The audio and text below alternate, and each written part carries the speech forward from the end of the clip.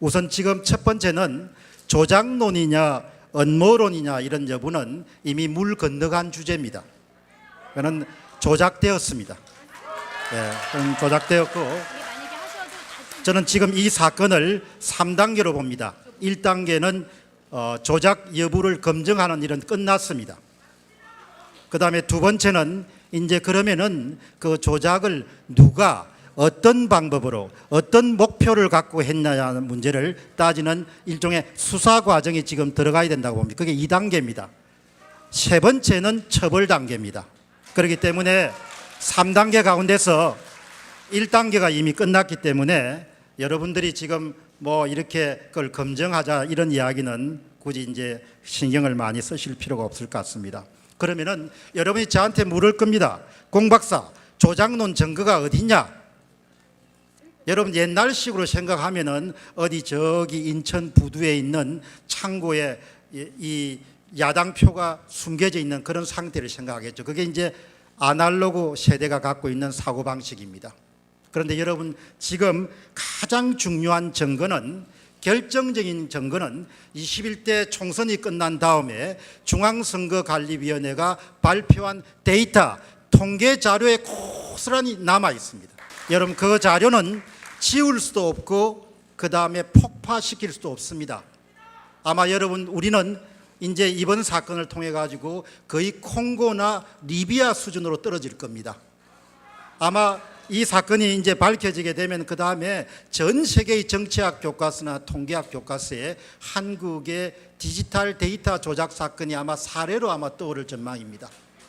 그래서 제가 참 한탄을 한 것은 이 통계가 갖고 있는 무서움, 숫자가 갖고 있는 무지막지한 그런 힘을 고려하게 되면 절대로 해서 안 되는 일이 일어난 겁니다.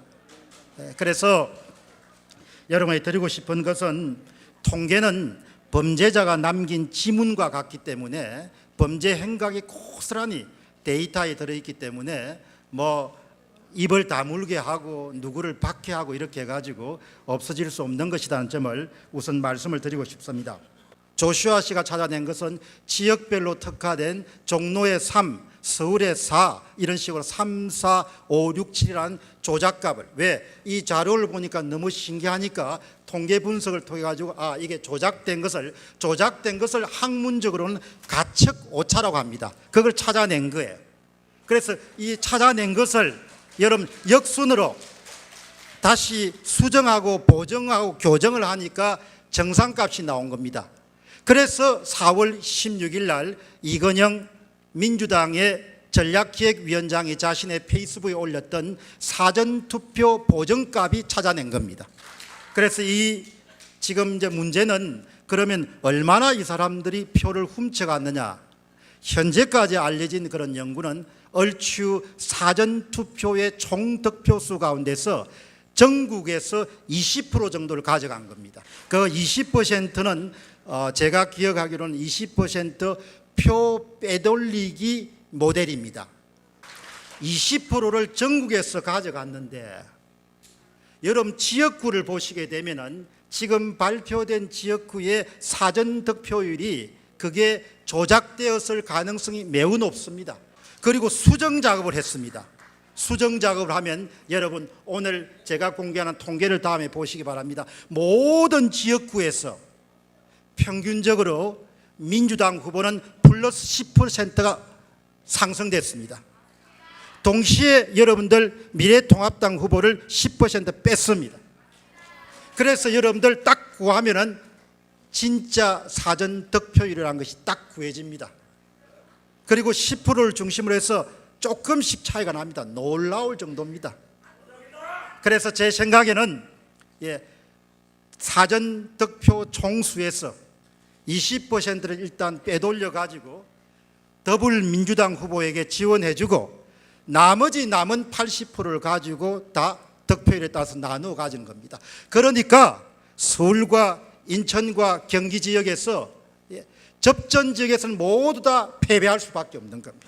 재검표 작업이 이루어지면 선거인 명부 조작과 같은 일이 없으면, 그런 일이 일어났지 않다고 가정하게 되면 수도권과 서울 지역에서 상당히 많은 수가 제가 볼 때는 승부가 교체될 거라고 봅니다. 제 예측치는 최소 35석에서 39석 정도까지 예측을 합니다.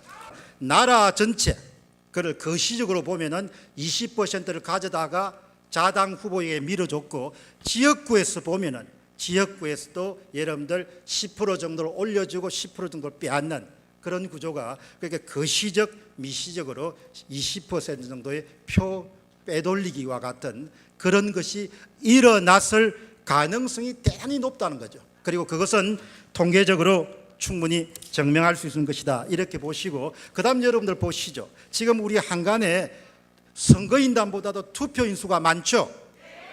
그것을 마이너스 1 문제 혹은 유령 투표자 문제라고 이야기합니다. 그런데 여러분들 20%를 미리 빼가지고 돌려주는 그런 모델을 가지고 검증하게 되면 정확하게 그 문제가 해결됩니다.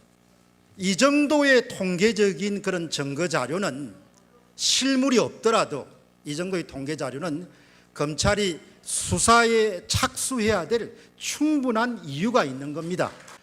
이번 사건은 인류 역사상 전대미문의 디지털 데이터 조작 사건이 발생할 가능성이 크기 때문에 정말 대한민국이 한 단계 더 전진하기 위해서라도 이번 일은 여야를 불문하고 좌우익을 불문하고 엄정한 수사 과정을 거쳐서 주모자급에 대해서는 법적인 책임을 묻고, 그 다음에 모든 정치적, 도덕적, 윤리적 책무를 물을 수 있는 그런 대한민국이 돼야 안 되겠습니까?